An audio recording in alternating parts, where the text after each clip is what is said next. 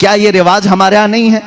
रस्म करो तो लड़की के घर में, शादी करो तो लड़की के घर में।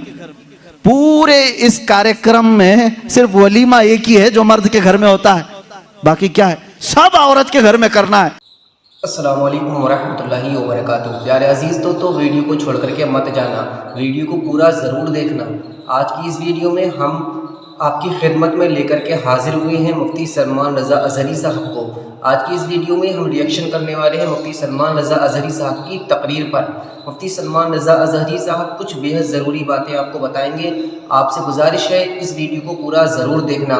आपसे गुजारिश करता हूं कि आपने अभी तक हमारे चैनल को सब्सक्राइब नहीं किया है तो हमारे चैनल को सब्सक्राइब ज़रूर कर लेना और बेल आइकन को प्रेस ज़रूर कर लेना ताकि आने वाली न्यू वीडियो आप तक सबसे पहले पहुंच सके। ज़्यादा टाइम न लेते हुए हम वीडियो को शुरू करते हैं। क्या ये रिवाज हमारे यहाँ नहीं है? रस्म करो तो लड़की के घर में, शादी करो तो लड़की के घर में।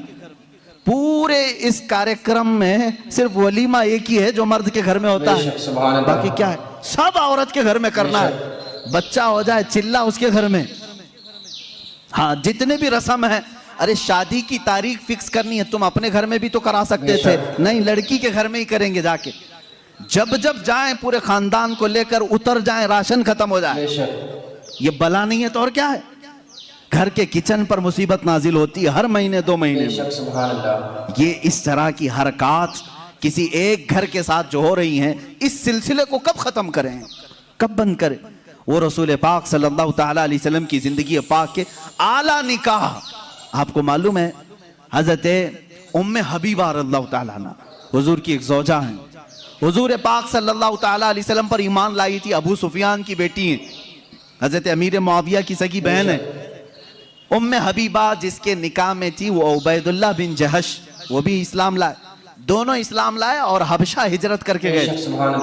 जो पहली हिजरत हुई मुसलमानों की वो हबशा। वहां जाने के बाद उनके साथ एक दर्दनाक मामला ये पेश आया कि इनका शोहर उबैदुल्लाह बिन जहश इस्लाम छोड़ करके ईसाई बन गया और शराब पीते पीते मर गया। उसी हालत में मुर्तद होकर मरा। हजरत उम्मे हबीबा के दिल में बड़ी चोट थी, बड़ा जख्म था। हुजूर पाक सल्लल्लाहु अलैहि वसल्लम को जब ये इत्तिला दी गई, उम्मे हबीबा एक तो अपना वतन छोड़कर हिजरत करके गई, दूसरा गम उसके शोहर ने दीन बदल लिया, तीसरा ये कि वो मर भी गया शराब की हालत में। अब वो तन्हा है परदेश में, उनका अपना वतन नहीं है। रसूल करीम सल्लल्लाहु ताला अलैहि वसल्लम ने वहां के बादशाह जो नज्जाशी, वो भी इस्लाम कबूल कर चुके थे, उनको खत लिखा, अपने पास से एक सहाबी को भेजा अपना वकील बना करके, कहा ए नज्जाशी ये मेरा वकील है, तुम्हारे दरबार में आ रहा है। उम्मे हबीबा बेवा हो चुकी, मेरे वकील की मौजूदगी में उम्मे हबीबा का निकाह मेरे साथ कर। हुजूर ने ये निकाह का ऑर्डर दिया वकील बनाकर। वकील दरबारे नजाशी में आया। नजाशी बादशाह ने उम्मे हबीबा को जब ये खबर सुनाई, वो खुशी से रोने लग गई थी, खुशियों से रोने लगी। वो कह रही थी कि मेरा एक शोहर छोड़ा, मैं समझ रही थी जिंदगी उचाट हो गई, लेकिन कायनात के आका और मौला ने अपने निकाह में मुझे कबूल किया। और नजाशी के बादशाह, नजाशी जो बादशाह थे हबशा के, उनके दरबार में निकाह हुआ। खुतबा खुद नजाशी ने पढ़ा और हुजूर सल्लल्लाहु अलैहि वसल्लम के साथ निकाह हुआ। हुजूर उस वक्त रसूल करीम सल्लल्लाहु अलैहि वसल्लम मक्का में थे, हुजूर पाक मक्का में थे।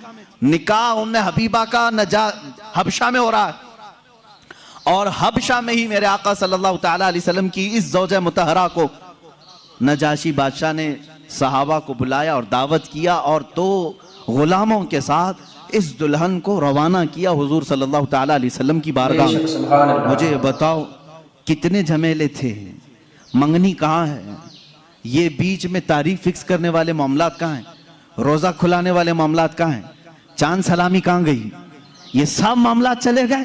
हुजूर मक्का में हैं, उम्मे हबीबा हबशा में है, निकाह नजाशी कर रहे हैं और दुल्हन सिर्फ 2 लोगों के साथ रुखसत होकर दरबारे रसूल में आ रही है। मुझे बताओ कायनात का सबसे आला दूल्हा वो है और सबसे आला दुल्हन वो है। उनकी जिंदगी क्या हमारे लिए नमूने अमल नहीं है, हमारे लिए आइडियल नहीं है? अजीज़ा ने गिरामी वक़ार, हुजूर पाक सल्लल्लाहु ताला अलैहि वसल्लम की आइली जिंदगी सिर्फ किस्से बयान करने के लिए नहीं, अपनी जिंदगी में अमल करने के लिए। हुजूर की सीरत अपनाने के लिए है, सिर्फ सुनाने के लिए नहीं। ये बात समझ लो। आप मीलाद की मजलिसों में मेरे आका का जिक्र सुनने आते हैं, तो ये कहानियों की तरह मत सुनो, अमल करने की नीयत से सुनो। और अगर किसी ने ये नीयत नहीं किया तो उसे सीरत सुनने का कोई फायदा नहीं और ना कोई सवाब। जब जब महफिल में बैठे तो ये नीयत करें, हुजूर की सीरत जो भी सुनूंगा अमल की कोशिश करूं। अजीज़ान किरामी वक़ार, मैं समझता हूं हमारी महफिलें कबूल हो जाएंगी अगर किसी ने अमल का एक भी इरादा कर लिया, अगर तय कर लिया कि मुझे करना है।